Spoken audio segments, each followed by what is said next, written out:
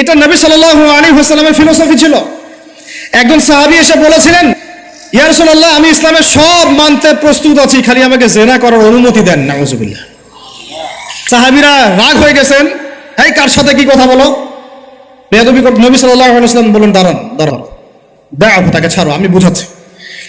নবীজি তখন বললেন, দেখো তুমি যে প্রস্তাবটা আমাকে দাও, ইসলামের সব তোমার ভালো লাগে, কিন্তু জিনা করতে চাচ্ছ, তো এখন বলো তো দেখি, তোমার মায়ের সাথে কেউ যদি এমন করে তুমি কি রাজি হবা? সে বলছে না। তোমার খালার সাথে করলে না, তোমার বোনের সাথে না, তোমার স্ত্রীর সাথে না। তাহলে যে তুমি অন্যের ক্ষেত্রে চাচ্ছ না, পছন্দ করো না, সেটা কেন তুমি তোমার ক্ষেত্রে চাচ্ছ? এভাবে চিন্তা করলে তাদের কথা বলার দরকার আছে? আল্লাহ পাক আমাদের সবাইকে কথাগুলো বোঝার তৌফিক দান করে। সবচেয়ে বেশি ভালোবাসেন, মহব্বত করেন আমাদেরকে আমাদের রব। কে ভালোবাসে আমাদেরকে? আল্লাহ ছাড়া আসলে ভালোটা বাসি বাকে।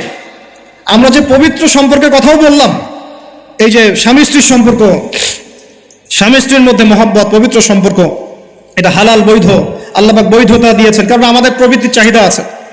এই চাহিদা পূরণের জন্য আল্লাহ পাক আমাদেরকে হালালভাবে বিয়ে করতে বলেছেন। সমাজ বিয়েটাকে কঠিন ফেললো আর জেনাটাকে সহজ করে ফেললো। বিয়ে কঠিন হয়ে গেল, এরা এখন বিয়ে করতে পারবে না চাইলে। 21 বছর না, 20 বছর বয়স হলে সে বিয়ে করতে পারবে না। 20 বছর একটা ছেলে বিকালে এই তথাকথিত ভালোবাসা দিবস পালন করতে পারবে, জেনা করতে পারবে। কেউ বলার কিছু নাই, কেউ বলার নাই, কেউ দেখার নাই, চলছে, মানে এভাবেই চলছে। সমুদ্রের পানিতে ভেসে গেছি আমরা। একটা মেয়ের বয়স 17 বছর, সে কালকে জেনা করবে। অগণিত মেয়ে কালকে 17 বছরের মেয়ে জেনা করতে পারে, আল্লাহ হেফাজত করুন, কিন্তু এ এখন বিয়ে করতে পারবে না। বিয়ে করতে গেলে সমস্যা। তাহলে চিন্তা করেন, পয়সার এক পিঠ যদি আপনি দেখেন, অপর পিঠ দেখতে হবে। এক পিঠে যদি এই সমস্যা হয়, অপিঠে কি পড়তে সেটা দেখতে হবে, আমাকে বুঝতে হবে। বিয়ে কঠিন হয়ে গেল, জেনা সহজ হয়ে গেল। আবার বাসায় পুরুষের সামর্থ্য আছে, চাহিদাও বেশি, সামর্থ্য আছে অনেক, চাহিদাও বেশি। সমাজে বিধবা মেয়ে পড়ে আছে, তালাক্তা মেয়ে পড়ে আছে, এতিম মেয়ে পড়ে আছে, বিয়ে করার মানুষ নাই। এখন সমাজে যদি কোনো সৎপুরুষ একাধিক বিয়ে করে, তাকে সমাজে বাঁকা চোখে দেখা হবে। কিন্তু এই পুরুষই যদি বিয়ে না করে বাইরে আর দুটা মেয়ের সাথে অকাম কুকাম করে, তাকে কিচ্ছু বলা হবে না। বলেছি আমি, কোরআন একদিকে, সুন্নত একদিকে, ইসলাম একদিকে, সমাজ, এই সমাজের তাকদির খারাপ। এভাবেই নবী সাল্লাল্লাহু আলাইহি ওয়াসাল্লাম পেরেশান ছিলেন কি সমাজের মানুষকে ফেরানো যায়। আজকে আমরাও পেরেশান।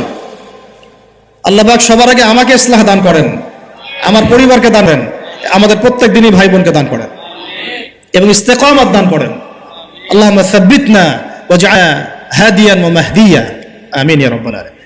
তো এখন কথা হচ্ছে, এগুলো চলছে আমাদের সামনেই। কিন্তু দেখেন প্রিয় ভাইয়েরা, আল্লাহ পাক শাস্তি বলেছেন 100 বেত্রাঘাত। কেউ যদি আবার বিবাহিত হয়ে এই কাজ করে, জেনা করে, তাহলে তার শাস্তি কি বলেছেন? বলা হয়েছে কোমর পর্যন্ত মাটিতে পুঁতে ফেলে তাকে পাথর নিক্ষেপ করে হত্যা করতে হবে। এটা কোরআন এবং শাস্তি। আর আমরা কি করছি দেখেন।